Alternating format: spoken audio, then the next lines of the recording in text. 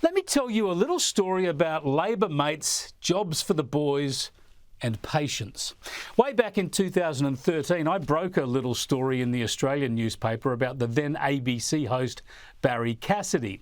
Soon after the Coalition won power, I found out that Labor had secretly appointed Cassidy, still the host of the ABC's Insiders back then, as chair of the Old Parliament House Museum. Arts Minister Tony Burke made the appointment on the day the writs were issued for the election. In other words, in the final hours that he had that authority. None of this was announced by Labor before the election or by Cassidy.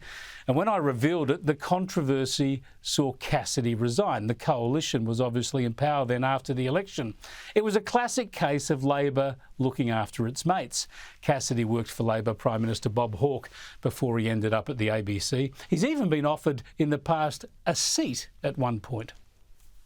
The Labor Party. This is when I was working for Bob Hawke. At the time when you were Press Secretary? Yes, and I'd never been a member of the Labor Party, by the way, never have been. But that seemed to escape them, but because I worked for Bob Hawke, they felt that I was a likely candidate. But no, I didn't do it. Well, the good news for Cassidy is that the Labor Party has not forgotten him.